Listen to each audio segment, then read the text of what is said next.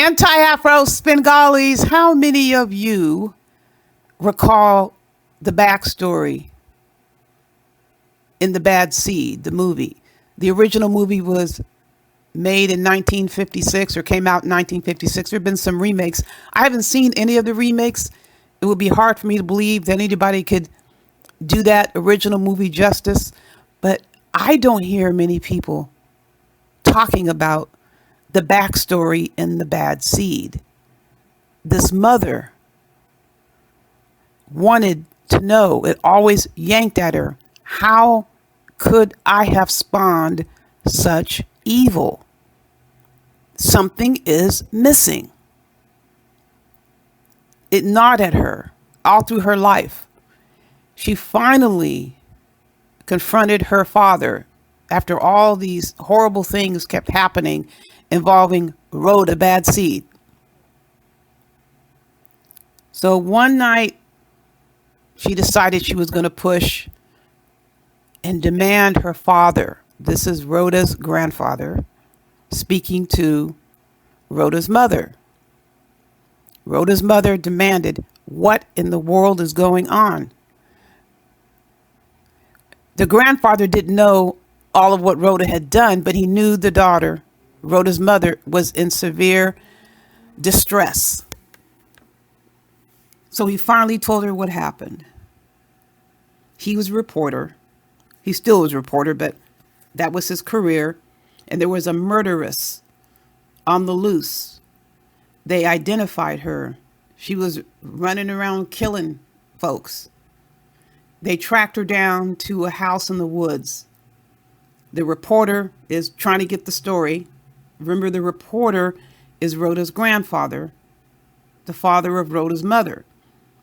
They found the murderess. They were able to get her. But she had a baby in the crib. The baby was like 5 or 6 months old. So the reporter calls his wife and told the wife, we have to do something. We can't allow this child to be like put in a foster home somewhere and forgotten about, because who would want to adopt her knowing the history? And his wife says, yes, let's give this baby a chance. This baby was Rhoda's mother. She was born from evil. Evil gave birth to Rhoda's mother. The evil skipped a generation because everybody talked about how Rhoda's mother was the nicest, kindest, most respectful, had high morals. The evil skipped a generation, but Rhoda's mother spawned evil. That's how it came to be that Rhoda was Satan incarnate. And Professor C, I mentioned one of your posts. You had talked about possession. No, it's not possession. Because possession means there's a chance. You can have an exorcism. You can pray it out, but you can't convert a literal demon. Satan incarnate cannot be converted to good. It is what it is. And this is what we have with this Afro Rhoda, this fired teacher. I want to know what more vile, disgusting, reprehensible example of evil, literal evil, actual Satan, can you get other than someone falsely accusing people of sex crimes against kids or being a sexual predator? This is no better or no different than Emmett Till's accuser. I can guarantee you that accuser of Emmett Till didn't suffer one wink of missed sleep from making those accusations against Emmett Till. Just as you have this Afro Rhoda, this fired teacher, doesn't care. Level the false allegations against black men who we know this abomination, this wicked abomination, this subhuman savage came in the Umar Johnson sector, blazing away at black men. But it doesn't stop there. Whenever this abomination knows an argument is lost, or there's insecurity that cannot be managed, inadequacy that is immeasurable, what comes out of this abomination's mouth, out of this wicked, savage, evil being's mouth? Someone's child. There's no discussion about children. It's a conversation between two adults, and children aren't the topic. But here comes the raising of someone's children and mention. Not only that, sexualization of minors. That's literal demon, subhuman. And there are those out there who have stated they don't believe in the existence of demons or Satan. That's all well and good. Everyone has their belief systems, but you're seeing it right in front of your face. Nobody's going to convince me that any subject engaging in this type of behavior is actually human. And I'm not even proselytizing or preaching or whatever you want to call it. Something in front of you appears to be something that it isn't. It's not going to come to you initially, in most instances, bearing fangs, although this fired stinky booty teacher did just that. Immediately showed exactly what it was. And when the heat came on, here you got the victim disposition that was assumed. I've been mistreated. I've got mental health issues. That's more demonic strategization. That's more evil, wicked manipulation. Now they're acting as if they're vulnerable. Oh my God, crying and whining. The fangs go back into their mouth until there's another opportunity for the fangs to be shown to you again and again and again and again.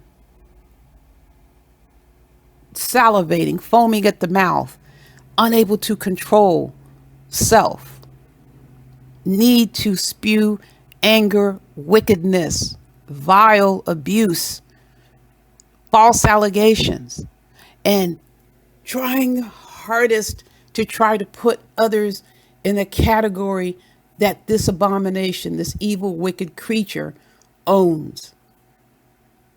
Trying to bring Remix into this. The discussion was already on Remix protesting the hypocrisy of his children being attacked and nobody giving a damn in his view. When I said nobody gives a damn, the subjects in that chat didn't care. So Remix said, you don't care about my kids, I don't care about yours. That is not the same thing as two adults arguing, and children are not even being discussed. Families are not being discussed.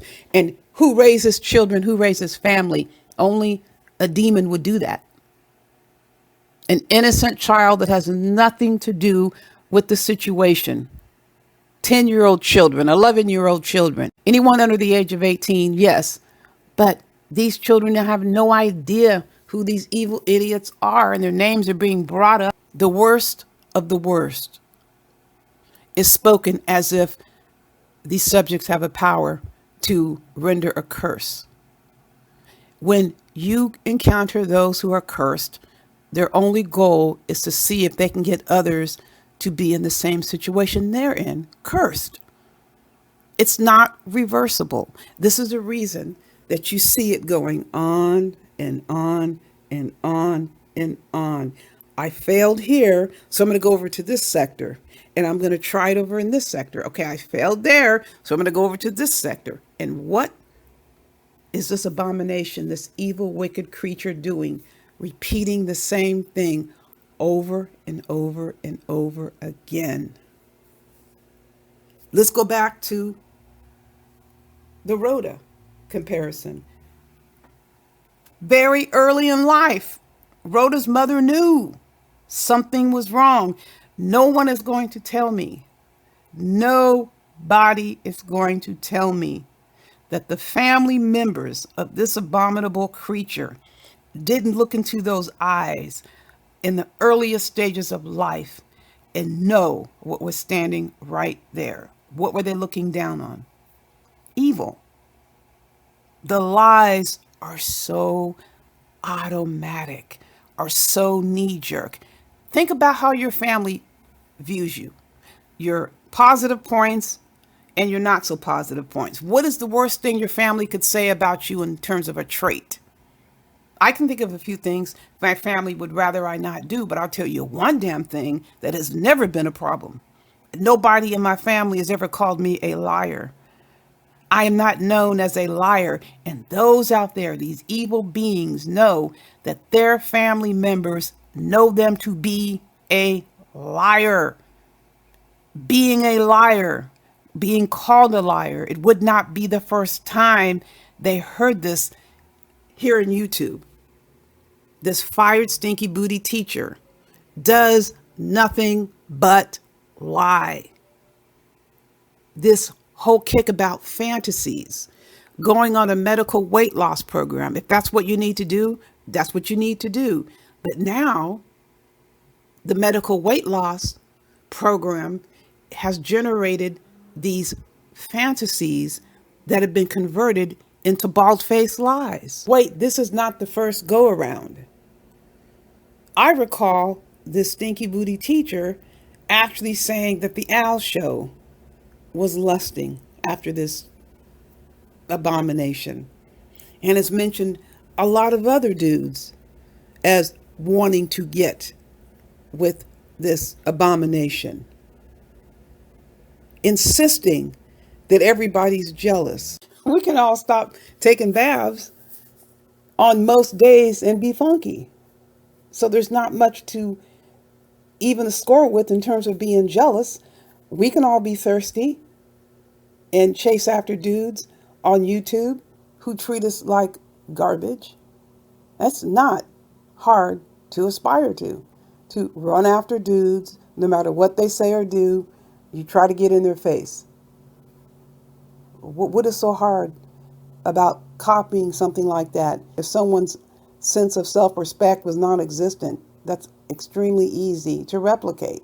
But this is what was repeated before. And since the medical weight loss, now it's a mainstay. But it's interesting, you only hear one subject saying that. That's the demon saying it. The abomination is saying it. Nobody's parroting it. And if there is any name mentioned of any dude that has said anything that could be taken in that way, think back to what their original disposition had been. You don't have a disposition of someone saying they have innate, vile, rancid, virulent hatred for black men. Then all of a sudden, this demon is bragging about the very same black men who are vilified as lusting after a demon. This is the scenario. This abomination wants everyone to buy, and going to other sectors referencing it. Now, how did I come to know this? I came to know about it because this freak actually has a nerve to go to these other spaces and raise my name and raise Rev G's name. We don't have anything to do with any of that. But this is what this abomination, this creature is doing. Has to try to find some way to carry on this madness that this abomination created. This abomination created this madness solo. I even hate to give credit to the most simple-minded subjects in the Umar Johnson sector, because they come in all varieties. There are only a few actual men, but personality-wise, there are differences, but there's one consistent element straight down the line. They recognize what they have in this abomination, in this creature. They've stated it. They have all stated it. It doesn't matter how they try to play it off later and act like they're friends or friendly or respectable. Don't you see that never lasts? Because it was already set in stone. The evil was already presented. The evil came in. This demon was so desperate to show how much hatred was permeating all through the evil existence already. It had to come out. It needed to be shown. It was busting out. You recall the firestorm that it caused. How many different males and females, men and women, were so aghast, they were so offended, disgusted, and on the defensive about this abominable, fired, stinky booty teacher said. And then, as I stated a minute ago, mental health problems. Oh, I've got mental health. It's demonic manipulation. And I want to be clear because I posted a video about TCTV. I could have very easily put this evil, wicked demon's name in that video because the same applies. And there is nobody that is going to even begin to tell me this is not anything other than the appropriate measure to take. Whatever this demon did, it's going to follow. It's going to be on the demon's back. It is always going to be known what was said and what was done. And that is a matter of documentation. It doesn't matter how many lies this demon tells anyone. This demon was fired. We know how unions work. We know. We weren't born yesterday. Remember, we're talking about a liar who doesn't know how to tell the truth. Now, demons, Satan, they know when to appear to be telling the truth, but here's the problem. They forget later on what they said. So when it comes down to it, they can't even tell you at a certain point. They don't even remember what they said. So everything's a blanket denial. And this is the reason why this abominable creature cannot stand Stargate to be around, because Stargate has her fingers, all 10 of them, on the button of the contradictory sound bites of the live streams. We have all the live streams as well, but she has them ready made. This is the reason why this abominable creature cannot stand being on panels with Stargate. We'll sit here and vociferously deny that something was said. The creature will deny it over and over again. I never said it. I never said it. I never said it. Ashamed of your evil? Well, we know that's the case because the white man's still looking. The white man is watching. Someone's watching. There is a reason that this abominable creature continues to delete content. I'm not going to get all into it. It is known, it is verified, it is a confirmation that this is an unadulterated liar. No demon is truthful. No demon exists in a world of truth. It's always manipulation. It's always angling. It's always trying to convince others that they should feel guilty for confronting such evil. I wholeheartedly believe in hell on earth because we've seen it up close and personal. It's right here in front of you. You are an idiot if you have anything to do with this subhuman savage who's going to turn around and call the police on you and lie on you and get you locked up. Then the nerve, which I don't give a shit about, for this idiot to complain when we make it clear we will report the truth.